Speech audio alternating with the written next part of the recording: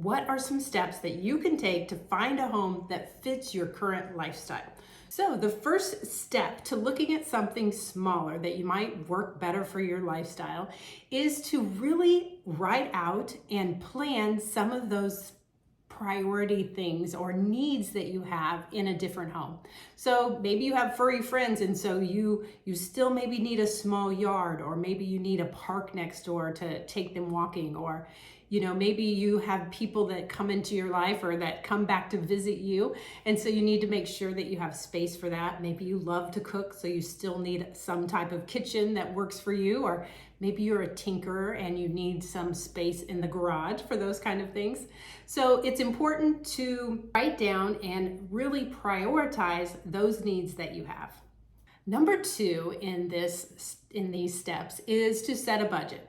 Nobody loves to set a budget, but it is important. You want to know exactly how much you want to be spending on this next chapter or this next move that you're going to be having. Let's be honest though, sometimes just because you are downsizing or going into less space or something smaller, it doesn't always mean that it's going to be less expensive. Sometimes you have a lateral move as far as the cost of the home, because that's just how house prices are right now. But the space fits your lifestyle better.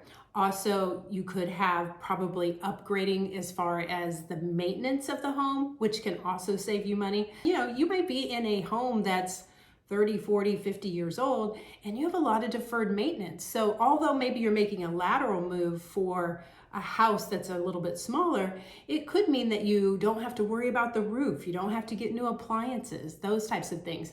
And then also you want to take into account that you could have lower utilities because it's probably more energy efficient. The windows are more efficient. The HVAC system is more efficient.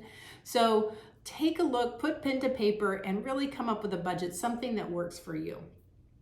Okay, step 3. Now it's time to kind of be a detective.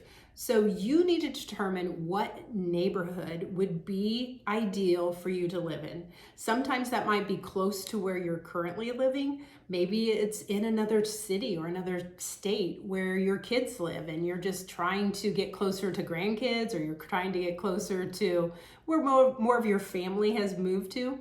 But it's really good to really get out there and kind of investigate where you want to be. It takes some time to really kind of look at where some of these homes are. And a lot of times, some of these newer homes, like some of the reverse story and a halves that maybe fit your lifestyle a little bit better as far as floor plan, sometimes those are a little bit further out, not right in town, not, in the downtown or close to where some of those older houses are. So take some time and really figure out where you want to live. All right, number 4. This may sound kind of silly, but if you are moving from something big to something smaller, you might want to really take a look at some of these houses and storage options, because although we can often get rid of a lot of things that maybe we don't need or donate or give to family, kind of spread that love around. It's also important that you know that you may be bringing stuff that you want to store.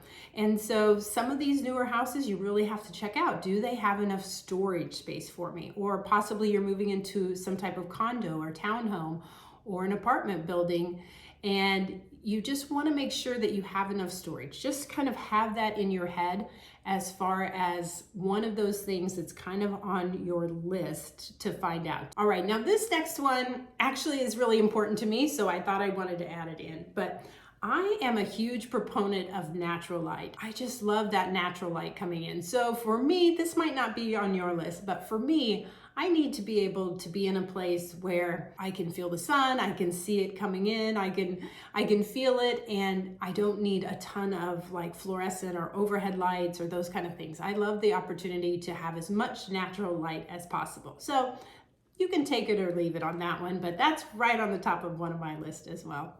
Number 6, we talked about this just a little bit in the number 1 part, or the number 2 where we're talking about a budget. But number 6 is look at some of the cost effectiveness or the energy efficiency of something different. It can really make a difference on your savings. So, you want to make sure that maybe you're not getting into a situation where you have an old HVAC system or old windows that are really inefficient and are going to actually continue to cost you money. It can really make a difference in the cost of maintaining and the energy efficiency costs of the home. All right, number 7, and that's to think about your future needs. So this move may be one of your, final moves, something that you're going to live in for a very long time. And so you want to think about the future.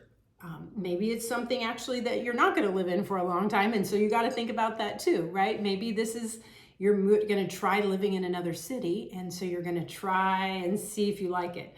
But think about the next few years. Think about the future and if that house is going to meet your needs, but kind of have in your head just the future of what you might need that's coming up. Maybe you don't need it right now. I know that I'm thinking about what could my house look like a little bit different if I'm, going to be traveling more. We want to be able to travel, so it's important to me that I have something that's maintenance provided. Maybe right now Jay can still go out and mow the yard. He doesn't do that too often, but in the future I want him to not have to worry about that, and we can go travel and do those kind of things. So those are my 7 tips on just trying to move into something possibly smaller. Maybe it's just a different floor plan, something that fits your life now, that right idea of right sizing. All right, so happy downsizing, happy right sizing, and stay tuned. Make sure you subscribe to see if there's any other videos that might catch your fancy, and cheers to you.